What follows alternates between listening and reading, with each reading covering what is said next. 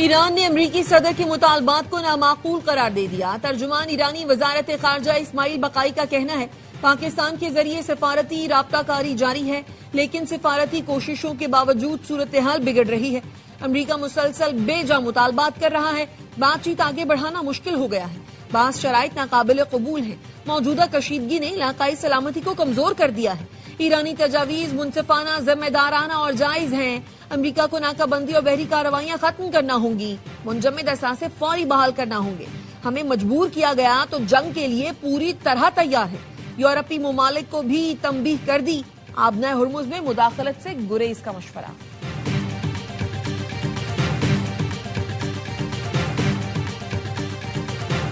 امریکی صدر Donald Trump نے ایران کا جواب مسترد کر دیا۔ ٹروتھ سوشل پر لکھا ایران کا جواب ناقابل قبول ہے۔ ڈونلڈ ٹرمپ نے خبردار کیا ضرورت پڑی تو مزید 2 ہفتے ایران پر حملے کر سکتے ہیں۔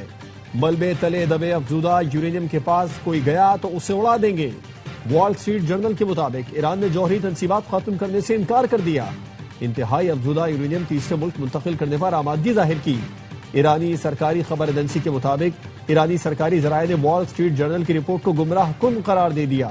کہا جوہری مواد سے متعلق امریکی اخبار کی رپورٹ کے اہم نکات غلط ہیں۔ جواب کا اصل متن تھا کہ تمام محاذوں پر فوری جنگ بندی کی جائے۔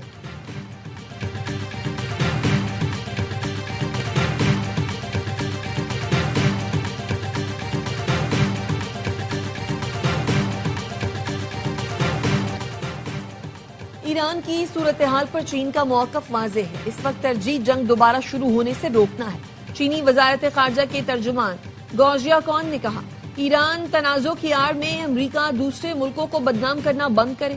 چینی کمپنیوں پر عائد امریکی پابندیاں غیر قانونی ہیں۔ چین ایسے یک طرفہ اقدامات کے خلاف ہے جن کی بین الاقوامی قانون میں کوئی گنجائش نہیں اور نہ ہی اقوام متحدہ کی سلامتی کونسل نے ان کی منظوری دی ہے۔ چینی کمپنیاں ہمیشہ ملکی قوانین اور ضوابط کے مطابق کاروبار کرتی ہیں، ان کے جائز حقوق اور مفادات کا ہر صورت دفاع کریں گے۔ امریکہ نے 3 چینی کمپنیوں پر ایران سے متعلق الزامات کے تحت پابندیاں لگائی ہیں۔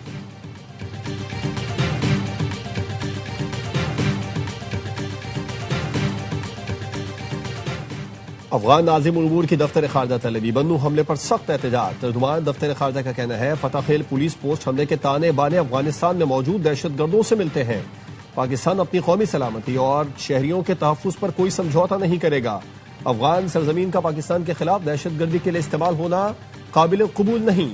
پاکستان نے افغان طالبان پر فتنہ، خوارج فتنہ، ہندوستان اور داعش کے خلاف کارروائی پر زور دیا۔ پاکستان نے واضح کیا دہشت گردوں کے خلاف فیصلہ کن جواب دینے کا حق محفوظ رکھتے ہیں۔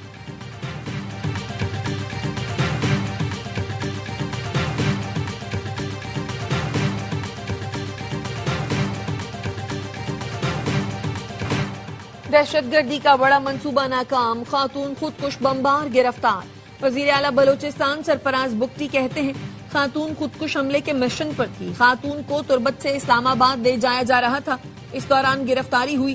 دہشت گردوں کا ہدف اسلام آباد تھا لیکن خاتون کو نہیں پتا تھا کہ حملہ کہاں کرنا ہے۔ دہشت گردوں کا بلوچ روایات سے کوئی تعلق نہیں، ہم اس خاتون کو باعزت طریقے سے والد کے حوالے کر رہے ہیں۔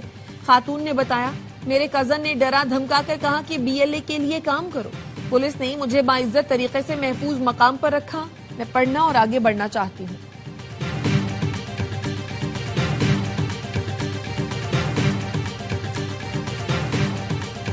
نائب وزیر اعظم اسحاق ڈار سے امریکی ناظم الامور نیٹلی بیکر کی ملاقات، خطے کی صورتحال اور پاک امریکہ تعلقات پر تبادلہ خیال۔ اسحاق ڈار نے امریکہ ایران کے درمیان رابطوں میں پاکستان کے کردار سے آگاہ کیا۔ پاک امریکہ 2 طرفہ تعلقات اور خطے کی بدلتی صورتحال پر اہم مشاورت کی گئی۔ نائب وزیر اعظم اسحاق ڈار نے خطے میں کشیدگی کم کرنے کے لیے سفارتکاری کے فروغ پر زور دیا۔ پاکستان نے امید ظاہر کی کہ جاری سفارتی کوششیں خطے دنیا میں امن میں مددگار ثابت ہوں گی۔ اسحاق ڈار نے پاکستانی، ایرانی، سمندری کارکنوں کی سنگاپور کے ذریعے واپسی میں امریکی تعاون کو سراہا۔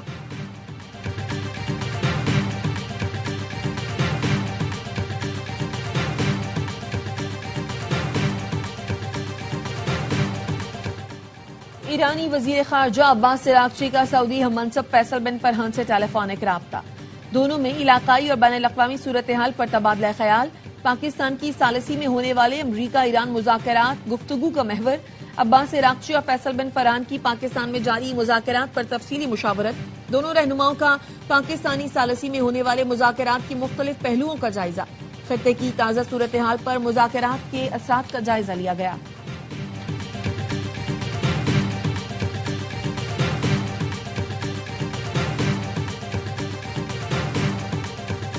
جنگی بحری جہازوں کی تعیناتی سیکیورٹی مشن ہے۔ یہ سیکیورٹی مشن ایران سے ہم آہنگی کے ساتھ انجام دیا جائے گا۔ فرانسیسی صدر ایمانوئل میکرون کا کہنا ہے کہ آبناء ہرمز میں بحری جنگی جہازوں کی تعیناتی کبھی بھی آپشن نہیں تھا۔ فرانس کا ابتدا سے ہی یہ موقف رہا ہے۔ برطانیہ کے ساتھ مل کر ایک خصوصی مشن قائم کیا گیا۔ فرانس کی ایران سمیت خطے کے ملکوں اور امریکہ سے مشاورت کے ذریعے تنازعات کم کرنے کی کوشش کی جا رہی ہے۔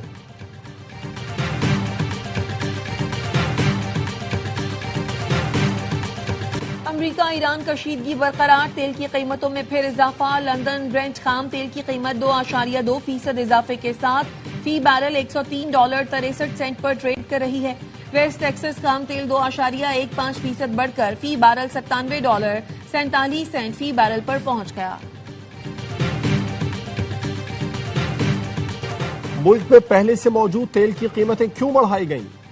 قائمہ کمیٹی میں سینیٹر سیف اللہ بڑو کا استفسار۔ وزیر پیٹرولیم علی پرویز ملک نے کہا، جس طرح آئی پی پیز چلتی تھی اسی طرح ریفائنریز چل رہی ہیں، وہ نظام ختم کر کے انٹرنیشنل قیمتوں کے مطابق نظام لایا گیا۔ سٹاک اور لیکوئڈیٹی برقرار رکھنے کے لیے قیمتیں بڑھائی گئیں۔ بہت سے ملکوں نے ٹیکسز کم کر دیے۔ ہم IMF پروگرام میں ہیں، اس لیے لیوی بڑھانا پڑی۔ اس وقت پیٹرولیم پر $117 لیوی وصول کی جا رہی ہے۔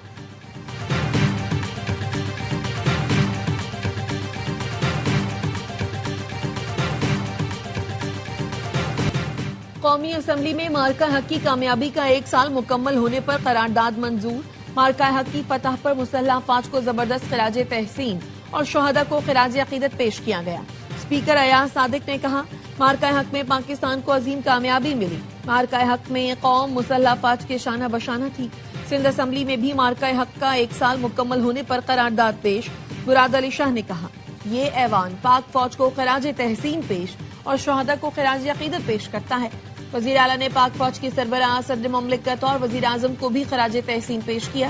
پنجاب اسمبلی میں بھی مارکہ حق میں کامیابی کی قرارداد متفقہ طور پر منظور۔ قرارداد میں افواج پاکستان کو مبارکباد اور مارکہ حق کے شہداء اور غازیوں کی قربانیوں کو خراج عقیدت پیش کیا۔ کہا گیا، مارکہ حق کی کامیابی بہادر افواج اور قومی اتفاق و یگانگت کا نتیجہ ہے۔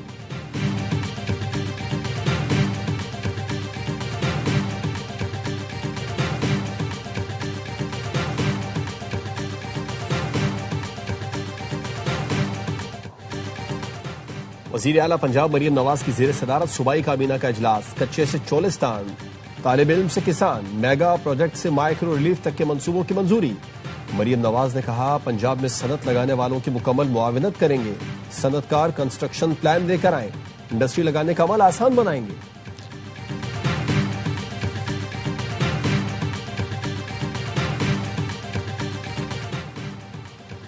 پی ٹی آئی ارکان پارلیمنٹ کا قومی اسمبلی اور سینٹ کے اپوزیشن لیڈرز پر تحفظات کا اظہار۔ ذرائع کا کہنا ہے، پی ٹی آئی ارکان نے گزشتہ پارلیمانی پارٹی میٹنگ میں کمیٹیوں میں واپسی کی رائے دی۔ ایم این ایز اور سینیٹرز کی رائے محمود اچکزئی اور راجہ ناصر نے مسترد کر دی۔ محمود اچکزئی نے کہا، قائمہ کمیٹیوں سے نکلنے کا فیصلہ میرا نہیں، بانی پی ٹی آئی کا ہے۔ اگر کمیٹیوں میں واپس جانا ہے تو کسی بارگین کے ساتھ جانا چاہیے۔ P T I M N As نے کہا، دونوں اپوزیشن لیڈرز بانی پی ٹی آئی کی رہائی کے لیے بھی کچھ نہیں کر رہے۔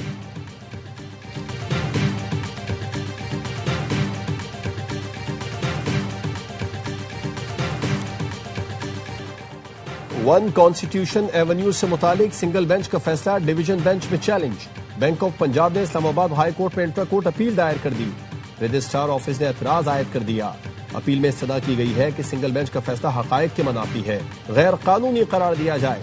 بی این پی کمپنی نے بینک آف پنجاب سے قرض لے کر سی ڈی اے کو ادائیگی کی تھی۔ سنگل بینچ نے بی این پی کمپنی کی درخواست مسترد کر کے لیز منسوخی کا حکم بحال کیا تھا۔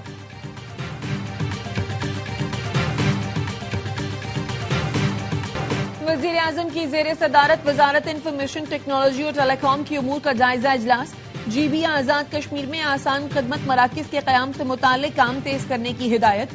شہباز شریف نے کہا، آئی ٹی شعبے کا فروغ، برآمدات میں اضافہ حکومت کی اولین ترجیحات میں شامل۔ آئی ٹی شعبے میں شہری اور دیہی علاقوں کا فرق ختم کیا جائے۔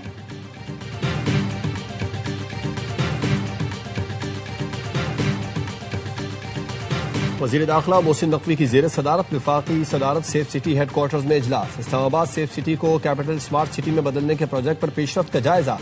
محسن نقوی کی سیف سٹی فیز 2 کو مقررہ مدت میں مکمل کرنے کی ہدایت، کہا کنٹرول روم کو جدید تقاضوں اور ٹیکنالوجی سے ہم آہنگ بنایا جائے۔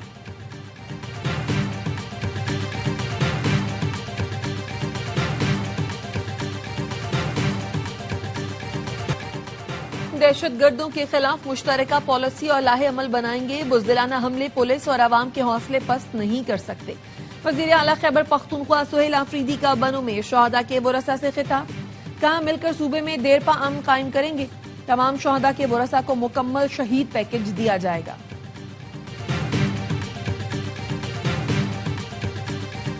سارے ہیکرز بینکوں کے سسٹم کے اندر موجود ہوتے ہیں، اکاؤنٹ بعد میں کھلتا ہے، ہیکرز کے پاس ڈیٹا پہلے پہنچ جاتا ہے۔ وفاقی آئینی عدالت نے نجی بینک کو شہری کی رقم واپس کرنے کی ہدایت کر دی۔ جسٹس عامر فاروق نے بتایا کہ انہیں بھی ایک بار فراڈیوں کی کال آئی، کہا او ٹی پی شیئر کریں ورنہ اکاؤنٹ بلاک ہو جائے گا۔ 3-4 سال سے ٹرانزیکشن نہیں ہوئی تھی تو کہہ دیا کہ بند کر دیں، میں تو آن لائن اکاؤنٹ استعمال ہی نہیں کرتا۔ بینک کا فرض ہے اپنا سسٹم مضبوط کرے۔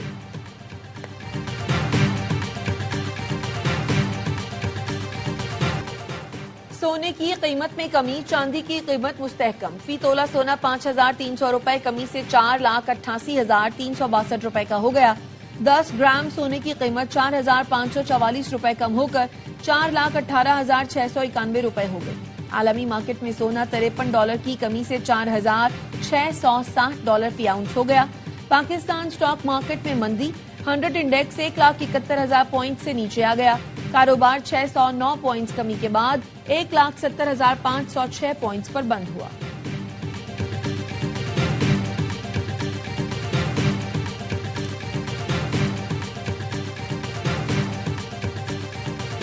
لیاری ایکسپریس وے ری سیٹلمنٹ منصوبے میں مبینہ طور پر اربوں کی بے ضابطگیاں، نیب نے ابتدائی انکوائری مکمل کر لی۔ نیب ذرائع کا کہنا ہے کہ شواہد کی بنیاد پر کیس انویسٹیگیشن میں داخل ہو گیا۔ منصوبے میں غیر قانونی الاٹمنٹ، چائنا کٹنگ اور جعلی الاٹمنٹ کی گئی۔ نیب نے ہزاروں پلاٹس کی فائلیں اور شواہد قبضے میں لے لیے۔ 65% پر جعلی الاٹمنٹ آرڈرز پائے گئے۔ جعلی آرڈرز پر اسسٹنٹ ڈائریکٹرز لینڈ اور ایگزیکٹو انجینئر کے دستخط ہیں۔ منصوبے کی 20 ایکڑ زمین فراڈ سے آؤٹ سائڈرز کو بیچ دی گئی۔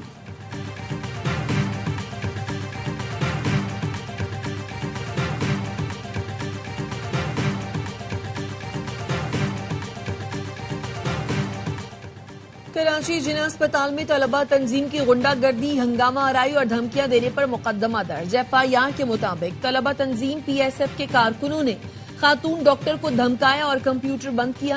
ملزمان عادل علی، شفیق اور 10 سے 15 افراد نے ایم آر آئی کی تاریخ دلوانے کے لیے ڈاکٹر پر دباؤ ڈالا۔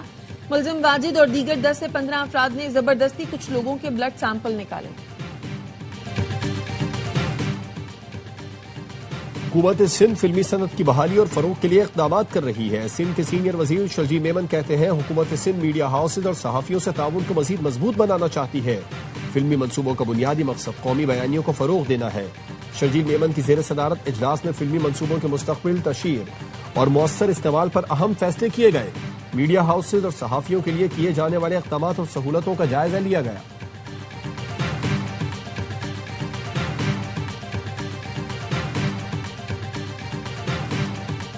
مارکہ حق کو 1 سال مکمل، آئی ایس پی آر نے نیا نغمہ تو یاد رکھی جاری کر دیا۔ نغمے نے عوام کے دل جیت لیے۔ مارکہ حق میں کامیابی پر یہ نغمہ مسلح افواج اور غیور قوم کے عزم کی نمائندگی کرتا ہے۔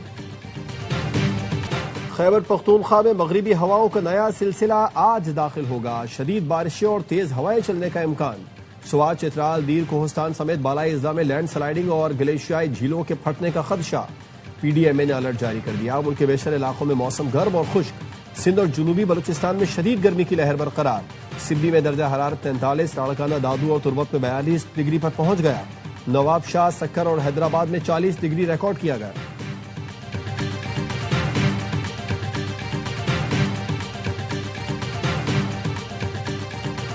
لبنان میں بھی اسرائیل نے کیمیکل بم برسائے، زخمی شہریوں کے جسم سے دھاتی ذرات برآمد۔ طبی ماہرین کا کہنا ہے باریک دھاتی ٹکڑے دھماکے کے وقت جسم میں داخل ہو کر پھیل جاتے ہیں اور انسانی اعضاء کو شدید نقصان پہنچاتے ہیں۔ زخمیوں کے علاج میں انتہائی مشکلات پیش آتی ہیں۔ یہ ذرات جان لیوا ثابت ہو رہے ہیں۔ غزہ اور اردن میں بھی اسرائیل کیمیکل بموں کا استعمال کر چکا ہے۔ امریکی صدر ٹرمپ کا اسرائیلی وزیراعظم نیتن یاہو سے ٹیلی فون پر رابطہ۔ امریکی نیوز ویب سائٹ ایکزیوس سے گفتگو میں صدر ٹرمپ نے کہا نیتن یاہو سے ایران کے جواب کے علاوہ دیگر معاملات پر بھی بات کی۔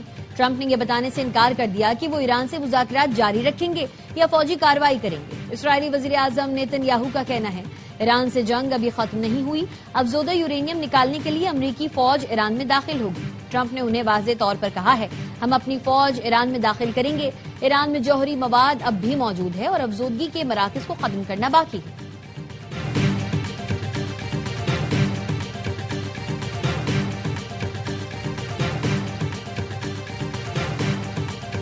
اسرائیل کی جانب سے لبنان پر حملے جاری، کئی مقامات کو نشانہ بنایا گیا، 2 طبی اہلکاروں سمیت 3 افراد شہید۔ مارچ سے اب تک اسرائیلی حملوں میں 2846 افراد شہید ہو چکے۔ حزب اللہ کا اسرائیلی فوجیوں پر ڈرون حملے کرنے کا دعویٰ، اسرائیلی فوج کی لبنان کی سرحد پر اپنے ایک فوجی کی ہلاکت کی تصدیق۔ بیان میں کہا فوجی اہلکار لبنان کی سرحد کے قریب جھڑپ کے دوران مارا گیا۔